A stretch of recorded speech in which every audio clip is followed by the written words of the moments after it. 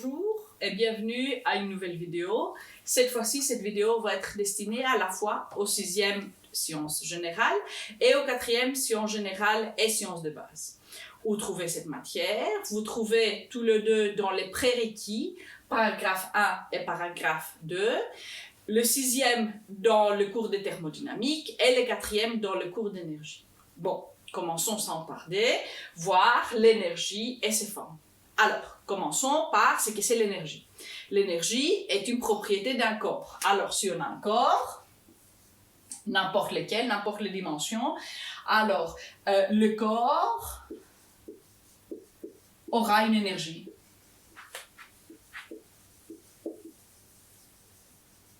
À lui. Et à lui tout seul. Comparé aux forces, on a besoin d'avoir un monde extérieur pour qu'on puisse réagir et interagir. L'énergie ne prend pas compte du reste du monde. Un corps aura de l'énergie même s'il est au milieu en fait de nulle part, dans l'espace, flottant, je sais pas où. Et il va garder son énergie d'autant qu'il n'interagit pas avec le monde extérieur. Évidemment, dès qu'il y a un monde extérieur, il y a aussi une possibilité d'échanger d'énergie. Et ça, on va utiliser à travers la notion de travail des forces. Alors, retournons à l'énergie. Alors, le corps aura de l'énergie. Cette énergie aura différentes formes. Ne sera pas toujours dans la même forme. Mais avant de voir les formes, voyons comment on mesure l'énergie. Alors, l'énergie aura deux unités, comme voilà, quasi tout en physique. Alors, l'unité dans le système international, alors l'unité de base, c'est le joule. Le joule qu'on écrit avec un J majuscule. Maintenant, ce joule, parfois, est trop petit, quand on parle par exemple de notre consommation d'énergie, ou d'électricité, et parfois est trop grand, qu'on parle par exemple d'énergie libérée par un atome lors d'une réaction, etc. Alors on a inventé, voilà, on a mis d'autres mesures, d'autres unités. On a des unités qui se forment avec des préfixes, alors on aura le millijoule, le microjoule, dans le plus petit, dans le plus grand, les kilojoules, les mégajoules, que vous pouvez seulement en fait utiliser les correspondances qu'on a vues au début de l'année. Alors milli c'est 10-3, micro c'est 10-6, kilo c'est 10 puissance 3 et méga 10 puissance 6 joules. On a aussi d'autres mesures, parce que par exemple, quand on parle du microcosme, quand on parle d'énergie libérée par une seule molécule, par exemple, quand elle réagit, ça, ce sont en fait des unités trop grandes. Et dans ces cas, on va utiliser l'électronvolt et on va utiliser aussi le mégaélectronvolt. Alors, l'électronvolt, qu'on aura plus ou moins par atome ou par molécule par réaction, c'est 1,6 fois 10 exposant moins 19 joules. Un mégaélectronvolt, ça va être 1,6 fois 10 exposant moins 13 joules, et c'est ça ce qu'on va utiliser en physique nucléaire. Maintenant, le plus souvent, on ne parle pas du microcosme, on va parler en fait ce qui se passe avec des corps normaux, etc., dans le monde qu'on vit, qu'on voit facilement. Alors, on aura le kilojoule, le mégajoule, mais on aura aussi d'autres unités qui ne sont pas unies au joule, mais on les utilise tous les jours. Alors, il y a une unité, il y a la petite calorie et la grande calorie. Ça, on utilise souvent quand on parle de nourriture et l'énergie à contenu nourriture. Ça, c'est lié avec le joule. Alors, un joule va être une calorie va correspondre à 4,18 joules et une grande calorie, ça va correspondre à 4,18 kilojoules. Alors on parle de grande mesure. Maintenant, après ça, on a ce qu'on utilise pour l'électricité, wattheure. Alors, connaissant que le joule c'est watt fois seconde, on voit qu'une wattheure est égale à 3600 joules. Encore plus grand que wattheure. Vous connaissez de votre facture d'électricité qu'on parle en kilowattheure. Alors, kilowattheure, c'est ça, multiplié par 1000. Alors, on a 3 600 joules. On a encore d'autres, on n'a pas fini, mais les autres, on ne va pas les utiliser, ce sont plus grands. En fait, parmi les plus importants, c'est tonne équivalent de pétrole. C'est en fait une unité qu'on utilise pour donner un chiffre de la consommation d'énergie, par exemple, de tout un pays pendant tout un an. Et on utilise en fait le pétrole comme base parce que, devinez quoi, 90% finalement de notre consommation d'énergie est toujours basée sur les hydrocarbures. Mais bon, maintenant on va pas parler hydrocarbures on peut laisser cette unité à côté. Passons maintenant pour voir les différentes formes que cette énergie va prendre. Alors, je passe.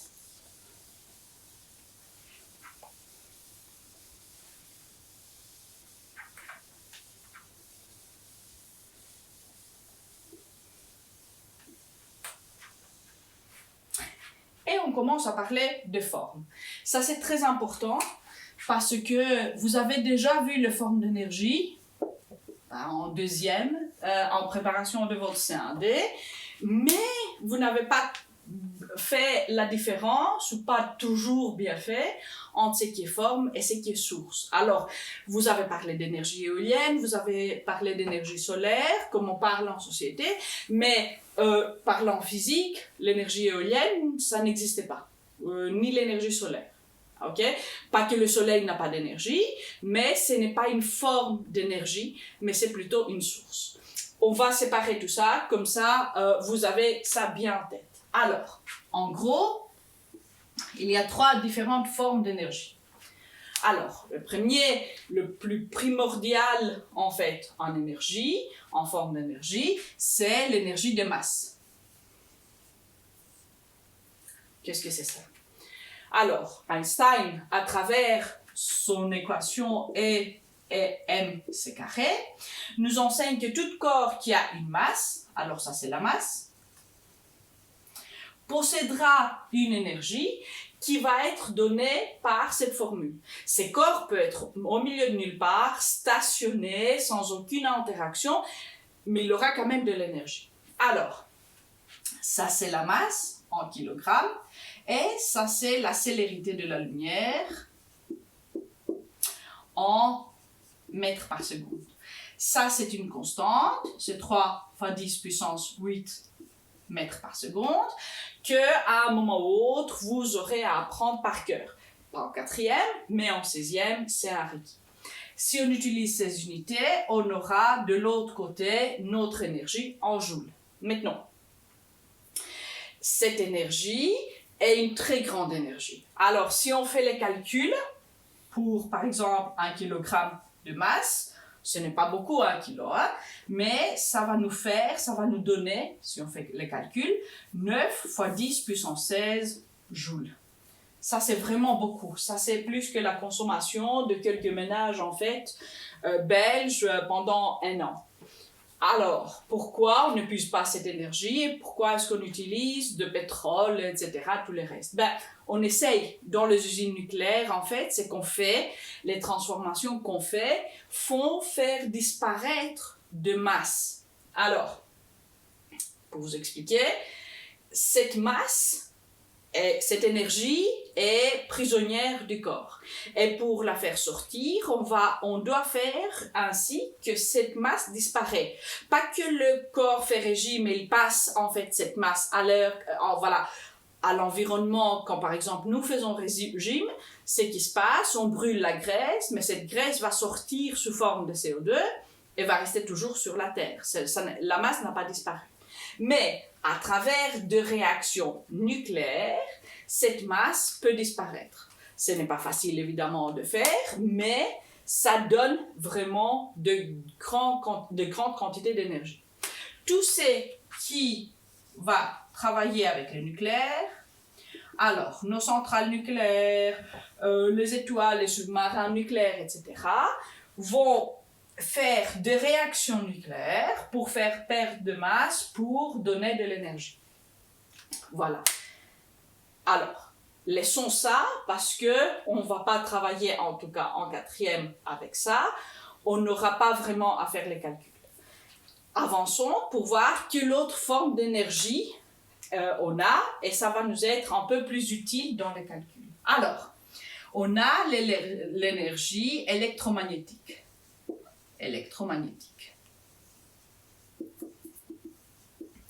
Souvent, pour ne pas écrire tous les mots, on écrit EM avec un slash à côté, entre.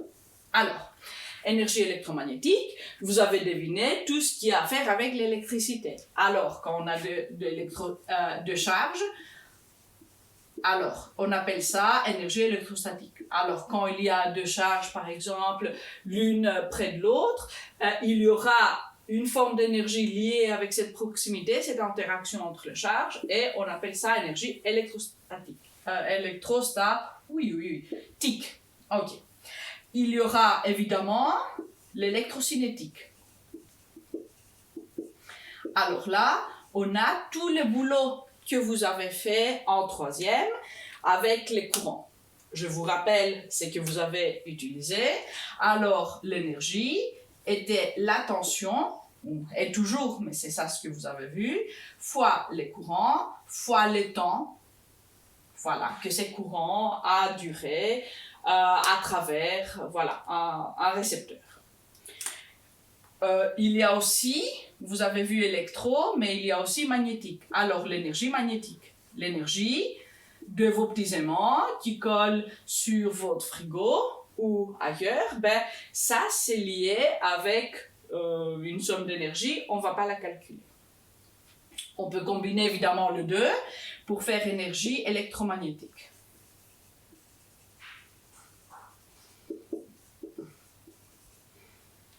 Qui est l'énergie d'un courant qui va passer par un fil et qui va créer un champ magnétique, qui va interagir, etc. Maintenant, dans ces catégories, on a deux sous-catégories. Alors, tout ce que vous faites en chimie, toutes les interactions sont grâce finalement au fait que les atomes sont faits ou sont composés par des particules chargées. Alors, toute la chimie, l'énergie chimique, et aussi de l'ordre électrostatique, alors sous la catégorie électromagnétique.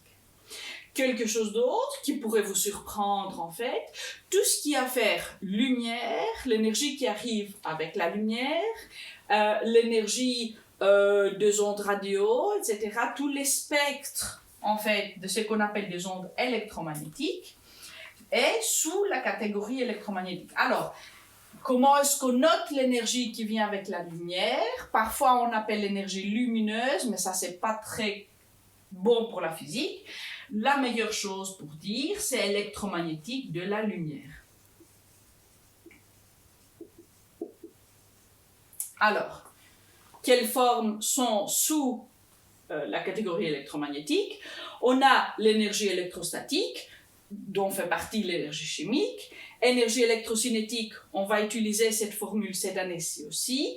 Énergie magnétique, je ne vous donne pas la formule parce que c'est un peu plus difficile. Énergie électromagnétique, dont énergie électromagnétique de la lumière.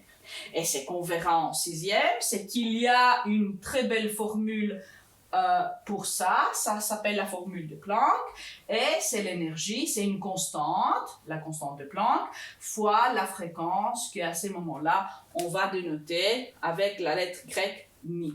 Alors, ça, on ne va pas utiliser cette année-ci, mais je pourrais vous donner pour un exercice de conservation d'énergie le montant d'énergie donné par la lumière pour faire le reste. Alors, on doit garder en tête que c'est bien une énergie de l'ordre électromagnétique.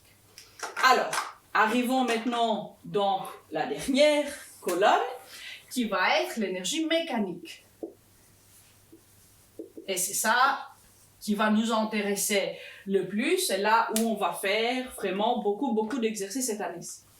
Alors, énergie mécanique, il y a en fait deux formes majeures. Il y a une forme qui s'appelle, ou une sous-catégorie qui s'appelle énergie cinétique.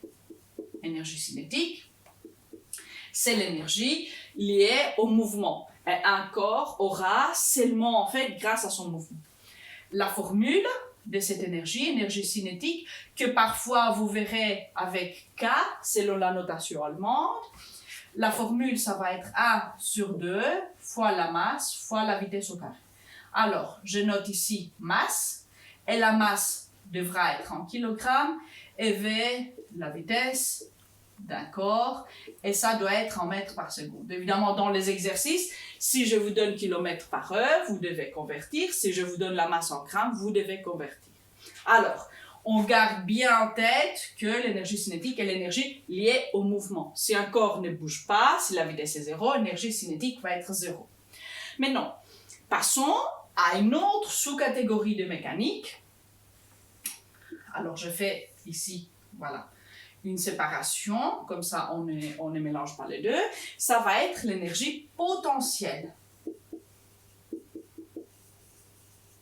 Alors, l'énergie potentielle va être une forme d'énergie qu'on ne voit pas. On ne croirait pas qu'un corps aurait de l'énergie potentielle.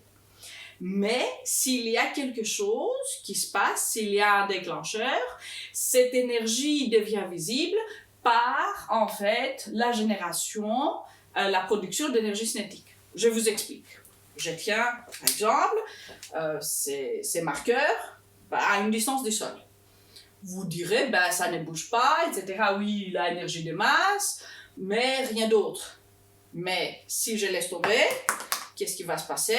Oups là, voilà, mon marqueur a disparu.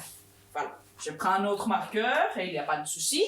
Alors, vous avez vu comme quoi, là, il y avait de l'énergie que nous, on ne voyait pas, mais cette énergie, en fait, s'est révélée seulement quand il y avait un élément déclencheur. Je laissais, en fait, tomber. Même chose si j'ai un ressort. Alors, vous imaginez que ici, ce marqueur est un ressort. Alors, disons que je les compresse, je tiens là, ben, on dirait rien qui se passe. Mais si je lâche, ben, ces ressorts allaient rebondir pour retrouver sa position et sa longueur d'origine. Alors, ces deux cas vont nous donner deux cas d'énergie potentielle. On a beaucoup plus, mais cette année-ci, on va principalement travailler avec ces deux cas. Alors, d'un côté, énergie potentielle gravifique, dont la formule c'est E pot potentiel gravifique, c'est la masse, fois G qui est l'accélération de gravité, ce qu'on va voir 10 mètres par seconde au carré, fois h qui est la hauteur d'un niveau qu'on prend pour 0. Ce n'est pas l'énergie potentielle gravifique absolue, c'est une différence avec un niveau lequel on veut qu'on considère comme 0. Une autre forme ou sous-forme qu'on aura, qu'on va utiliser cette année-ci, c'est l'énergie élastique.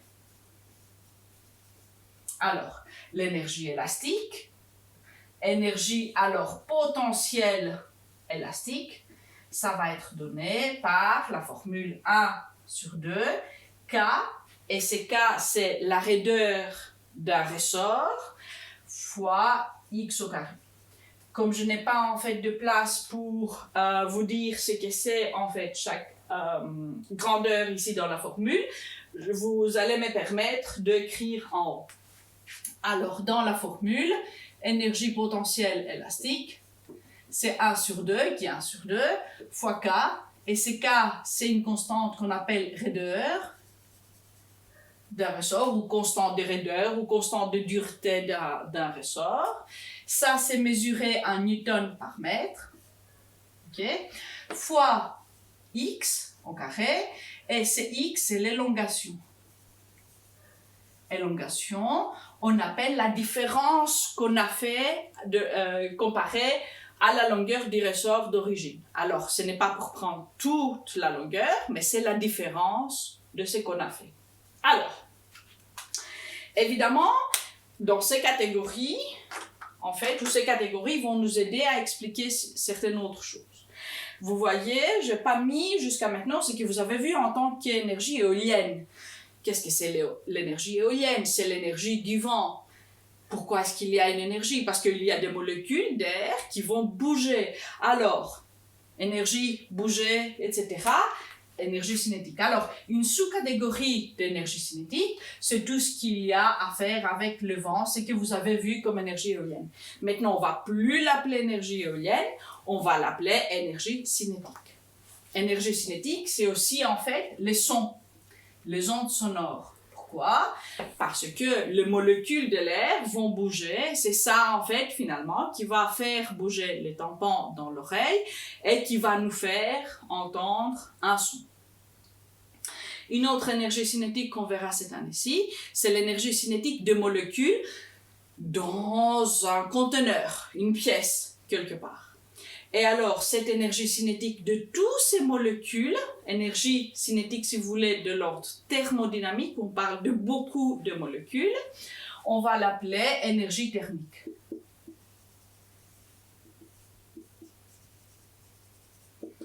C'est ça, c'est qui va nous dire si un corps est chaud ou froid. Ce n'est pas la chaleur. Maintenant, pour faire une différenciation, pour expliquer ce que c'est la chaleur, parce que vous voyez qu'ici, je n'ai mis nulle part de chaleur.